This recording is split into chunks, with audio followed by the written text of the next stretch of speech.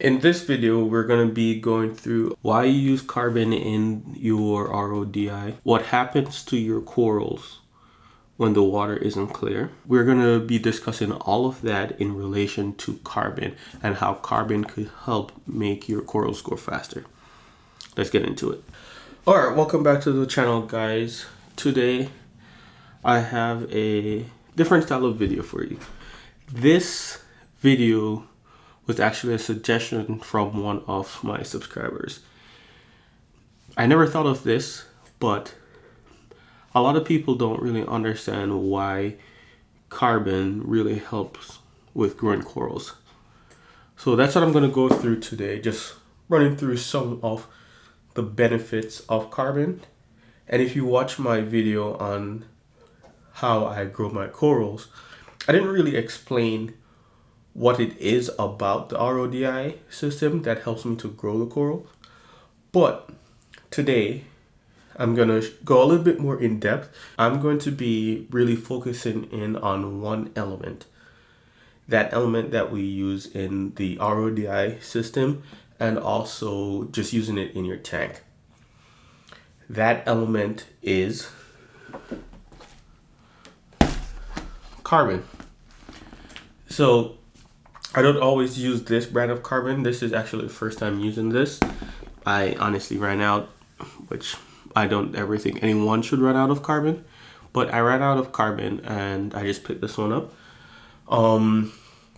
We're gonna go through and explain why using carbon 1 in your RODI system helps to grow your corals, and then also running carbon in the tank, how that helps to grow your corals. So let's get into it. All right, so activated carbon, we use it in a lot of different industries. But when using it in any water application, it does a few things. First, carbon takes out any of the contaminants in the water. This could be like mechanical filtration for you. So carbon is able to remove a lot of chlorine and a lot of different contaminants in your water. A lot of people don't realize how much surface area carbon has. 1 teaspoon of carbon has about the same surface area as a football field. So even though it's so small, the surface area that the bacteria could live on is so vast that a small amount of carbon does a lot. So by putting that in your RODI, you're able to strip a lot of the chlorine and a lot of the other chemicals that is placed into the waters from your local water service. So by using the RODI water, you're able to strip a lot of the unwanted chemicals and elements from your water, then giving your fish and corals a more purified water to use. So have you ever done a water change and noticed that the dirty water looks a little discolored, whether it's a little bit yellow or brown versus the fresh water? If you haven't, go grab some now. I'll wait.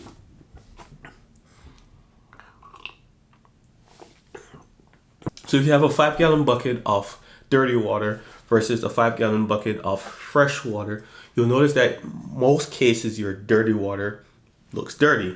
It's either a little bit yellow or a little bit brown. That is just from a lot of the impurities or just the waste from the tank, whether it's uneaten food breaking down or feces of the fish or even just the chemicals coming from the corals. A lot of that is what changes the color of the water. So, what does that mean? For light to pass through anything, you'd like for it to be clear, right? You don't want it to be opaque, light can't go through that, or translucent. So a lot of people go out and they go and buy the newest lights. They go ahead and buy G5s, they go buy the G6, they go buy the newest AIs, whatever it is. They go ahead and they spend a lot of money on the light for their corals, which is important. They photosynthesize, so that means they do need light. But if you're going to spend maybe $1,000 or $1,000+ on lights, why would you put something between the light source and your corals to impede that growth? That's what's happening with the dirty water. So that dirty water is stopping some of the light penetrating through the water. It's not a crazy number. It's not that it's cutting it down by about 50%. It's less than that. But still, you are losing some power from the light. Not that the light isn't powerful enough, but you're blocking the area that it needs to transmit that light.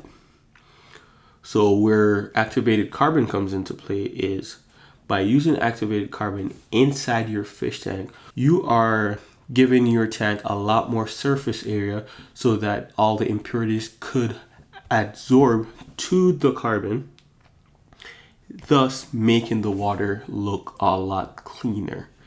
The cleaner the water is the easier for the light to go through, and also the more light that could go through the water and then reach your corals. Especially for the people that have soft corals.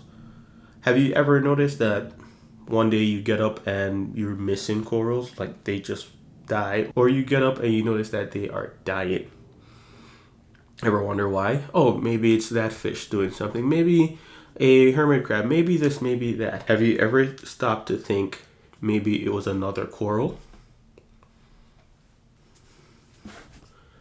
What a lot of people, especially the newer hobbyists, don't realize is corals fight.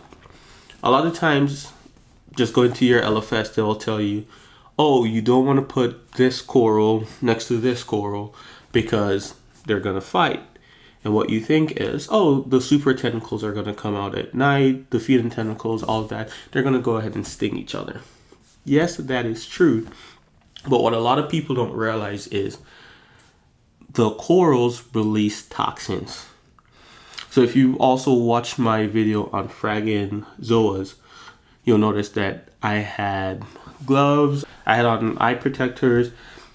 I was trying to stop those same chemicals that were in the zoas from entering my body. Those are dangerous to us and also to corals. So a lot of people will notice that, especially wherever you have a zoa garden, a lot of the corals around it don't really blossom. They're surviving, but not thriving. That is coming mainly from your zoas. So during the day, during the night, those corals are releasing different type of chemicals. And that's where you get your coral warfare from. That is strictly a chemical warfare from corals to corals. Again, as I said before, your activated carbon will remove a lot of chemicals from your water body, including the type of chemicals that are floating around in the tank from coral warfare. So if it is that we could reduce the amount of stress on any corals, you then increase the likelihood of the coral thriving.